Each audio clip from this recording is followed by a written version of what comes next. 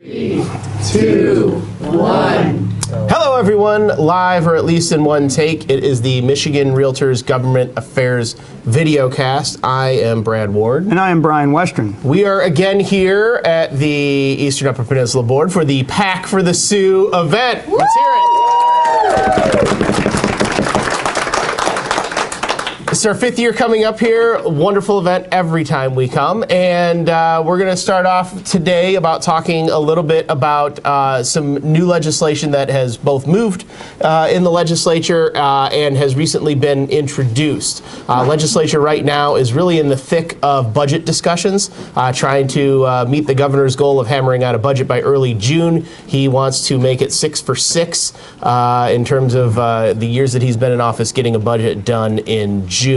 We're hearing that there is a preliminary agreement, but we'll wait to see how that shakes out. But in the meantime, one of our priorities this year has been introduced in the form of House Bill 4643 by Realtor member of the legislature, Dave Maturin. So many of you may recall a couple of years ago, the legislature passed a bill clarifying transfer tax exemption U, which is the declining value exemption. So the exemption basically operates, it says you're exempt, your principal residence is exempt from the state real estate transfer tax if on the day you sell it, the SEV is at or below the SEV on the day you bought it. So in other words, it lost value in the eyes of the government. The SEV had declined or stayed the same. One of the things that was left out in the cold when this piece of legislation was signed into the law by the governor a few years ago was new construction. So a lot of the spec homes and new construction that were there, oftentimes those things are taxed on dirt, unimproved land. So your first SEV is on just a piece of property, not an improved piece of property. So it's really hard to say that you're going to set the baseline SEV at the level of dirt because, God forbid, you fall below the value of that dirt when your house is on there.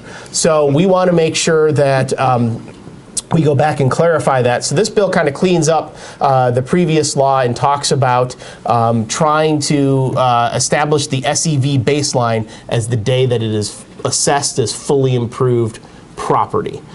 So set that baseline when there is a home there. And it also has a look back. So hopefully, just like the last bill, a 3-year look back to try and go ahead and get some of those transfer tax refunds from people who paid them wrongfully. And it's worth mentioning that if you did have a client that tried to avail themselves of the transfer tax refund, which is Treasury Form 2796, if they were rejected because of this and they still fall within the window of time to go and look back for it, we're hoping to work this through this legislative session. So obviously keep track of that and we'll try and keep you informed. Yep, we'll keep you up to date, but the bill was just introduced. We're going to be working with Chairman Representative Tedder in the House Tax Policy Committee to hopefully get that bill up for a hearing here sooner than later. Yeah. In the Senate, we have a friend of the association, Senator John Prose, who introduced legislation to address kind of a nuanced area of the law, essentially the Land Division Act, and you may notice in a lot of the purchase agreements that you deal with, it often asks if you're transferring any divisions or splits, and if so, insert the number. Historically, the number has always been all. Oftentimes people just put all in.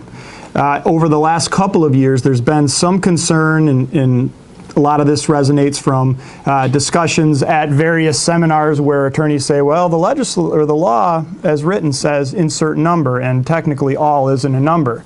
So this legislation, sponsored by Senator Prose, which was voted out of the Senate unanimously and is now in the House, would quite simply say that all is a number. For the purposes of transferring what you have and making sure that there's a meeting of the minds between the buyer and the seller on divisions or rights to divisions and splits, this would essentially encompass what you have. Because historically, under the Land Division Act, there was going to be a time where the local unit of government was going to be tracking and tallying and housing the number where you could actually go and research it.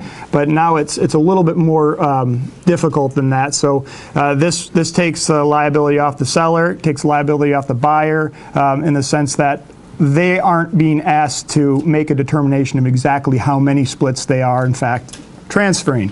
So there's no likelihood of error It's a very clean bill. Obviously, we hope that it passes out of the House very quickly after they come back from break. But it is now in local government in the House awaiting a hearing. Yeah, I mean, it's very nuanced, and it's not the most exciting piece of legislation. It's really not even an act that people deal with necessarily on a daily basis, but very, very important one nonetheless. So with that is how it looks here from the Capitol, or whatever I'm supposed to say. Yeah. But thank you very much for joining us today for the Videocast. I'm Brad Ward. And I am Brian Westron. Thank you. Very well.